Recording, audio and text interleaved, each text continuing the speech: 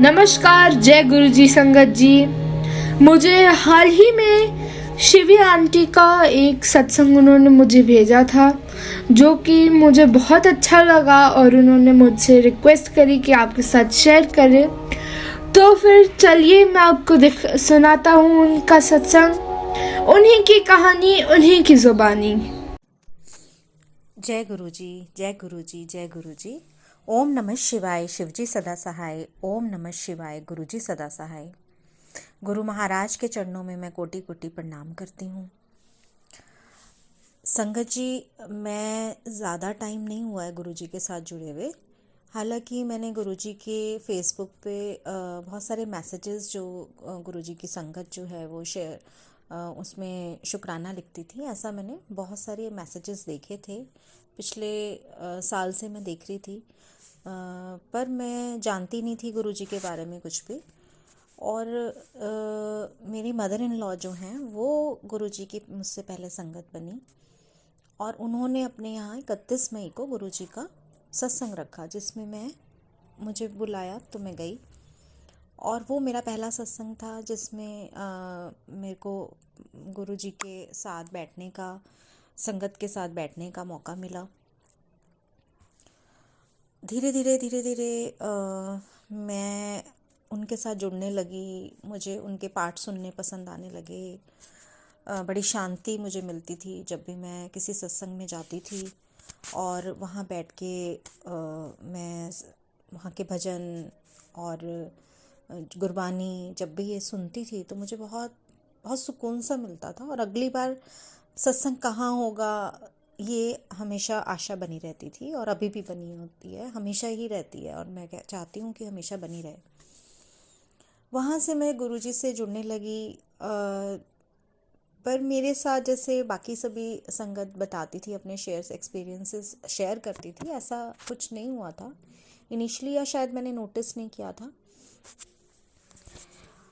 तो मुझे इस चीज़ का बहुत लगता था कि मैं चंडीगढ़ में शुरू से ही यहीं पे पली बड़ी हूँ, यहाँ पे मेरी स्टडीज़ हुई हैं, यहाँ मेरी शादी हुई है, और इतने साल गुरुजी भी यहीं थे। और इनफैक्ट हम 32 में रहते थे और गुरुजी 33 में थे। लेकिन मुझे तब नहीं पता चला, इतने सालों से मैं यहाँ थी। शायद गुरुजी के साथ उस टाइम हमारा गुरु जुड़ना लिखा नहीं था, और गुरुजी की शायद ऐसी इच्छा नहीं थी, इसीलिए हम नहीं मिल पाए। पर इस बात का बहुत मुझे मलाल लगता है कि काश मैं उस टाइम उनसे मिल पाती। तो मैं ऐसे ही एक सत्संग में बैठी थी, और जैसे सब लोग बड़े ध्यान से आंखें बंद करके गुरुजी के सत्संग सुन रहे थे, लीन थे उसमें, तो मैंने भी अपनी आंखें बंद की और इमेजिन किया जैसे गुरुजी वहाँ साक्षात बैठे हैं। उनको मैंने दंडवत प्रणाम किया, और मैंने अपने आप को, अपने मन को उनके साथ जोड़ने की कोशिश की। कुछ ही मिनट हुए थे, शायद 5-7 मिनट ही हुए होंगे। तो मुझे बहुत ज़्यादा गुरुजी के फ्रेगनेंस, गुलाबों की फ्रेगनेंस जो है वो आई। और मैं क्योंकि मेडिटेशन में नहीं थी, आंखें ज़रूर बंद थी, गुरुजी के चरणों में बैठी थी, ऐसा इमेजिनेशन मेरी चल रही थी। लेकिन मैं इस बात से भी अवेयर थी कि मैं एक सत्संग में बैठी हूँ और मेरे आसपास और भी लोग हैं। और मुझे लगा कि शायद काफ़ी कॉन्टिन्यूसली काफ़ी देर तक मुझे उस खुशबू जो है गुलाबों की आती रही। मुझे लगा कि शायद किसी का परफ्यूम होगा, या फिर इन्होंने कोई ऐसे अगरबत्ती जलाई होगी जिसमें से ऐसे रोजेस की खुशबू आ रही है। और जैसे ही मेरे माइंड में संगत जी ये थॉट आया, इमीडिएटली जो है वो खुशबू स्टॉप हो गई। और मैंने अपनी आंखें खोली। मुझे बड़ा फील हुआ कि मैं शायद जुड़ चुकी थी, शायद मैं गुरुजी के एकदम पास थी, इसलिए मुझे आ रही थी खुशबू। और जैसे ही मेरे मन में ये थॉट आया और वो चली गई। इसके बाद वहाँ आरती होने वाली थी थोड़ी देर में, और आरती में मैं भी लाइन में लगी थी, लेकिन मेरे मन में वही चल रहा था कि काश मैं ऐसा ना सोचती, मेरे दिमाग में ऐसा थॉट ना आता। और तभी मैं आंखें मेरी खुली थी, मैं गुरुजी को की जो स्वरूप है उस उनको निहार रही थी।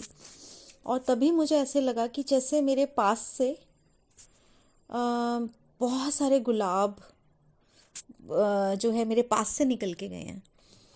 और वहाँ संगत जी कोई निकल के नहीं गया था। जो संगत में पहले खड़े थे वही लोग खड़े थे, लाइन में खड़े थे, हम लोग आरती की वेट कर रहे थे। बट मुझे ऐसा रियलाइज़ हुआ और मैं समझ गई कि ये गुरुजी की प्रेजेंस है, गुरुजी वहाँ हैं।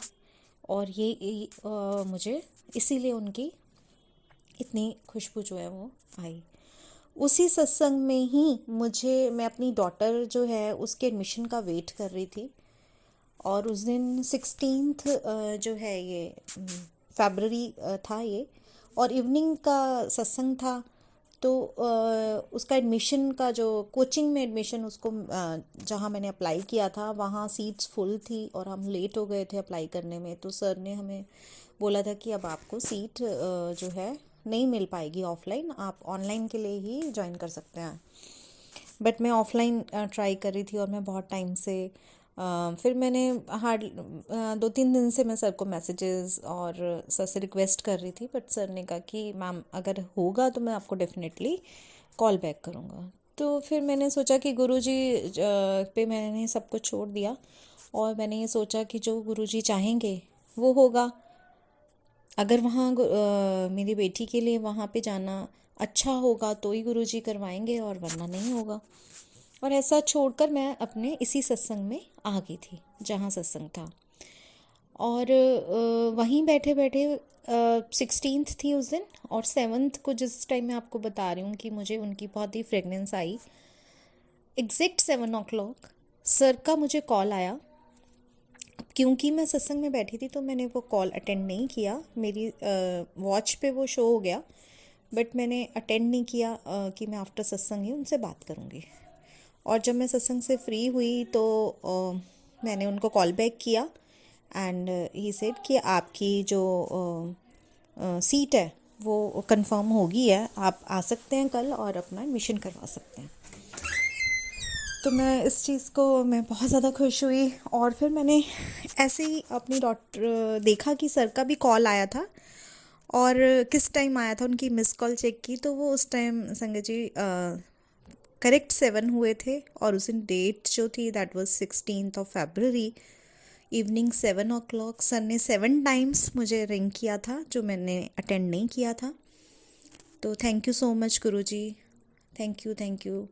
और इससे पहले भी जब डॉटर का एडमिशन के लिए, क्योंकि स्टडीज़ में वो बहुत अच्छी थी, शुरू से अच्छी रही, तो हम लोग चाहते थे और वो खुद भी चाहती थी कि वो किसी अच्छी लाइन में किसी अच्छे सब्जेक्ट जो है वो चूज़ करे।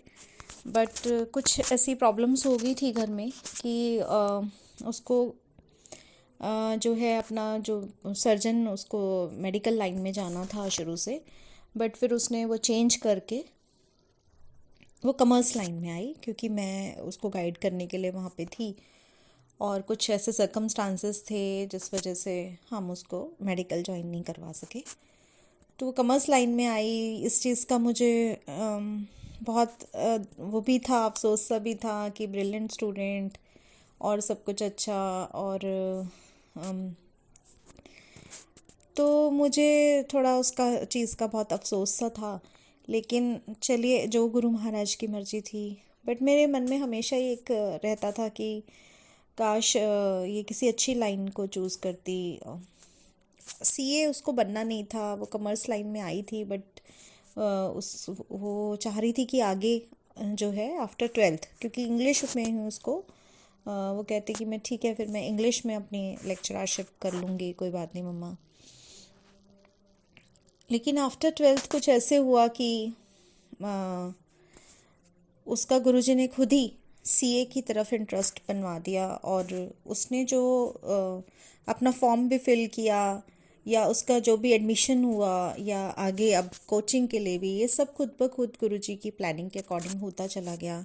उसके बहुत अच्छे मार्क्स उसने स्कोर किए फाउंडेशन में, और सभी रिजल्ट्स, सभी एडमिशन उसके 7 को हुए, जो कि बार बार गुरुजी की मुझे प्रेजेंस को शो कर रहे थे कि गुरु जी की जो प्रेजेंस है वो उसके साथ बनी हुई है, हमारे साथ बनी हुई है। जय गुरु जी। आपको लाख लाख बार प्रणाम, शुक्राना गुरु जी, आपको लाख लाख बार शुक्राना। ओम नमः शिवाय। शिव जी सदा सहाय। ओम नमः शिवाय। गुरु जी सदा सहाय। धन्यवाद शिवी आंटी अपना सत्संग हमारे साथ शेयर करने के लिए। मैं यहीं पर इस वीडियो को एंड करना चाहता हूँ। धन्यवाद आपका हमारी वीडियो को सुनने के लिए। जय गुरु जी, जय हिंद, जय भारत।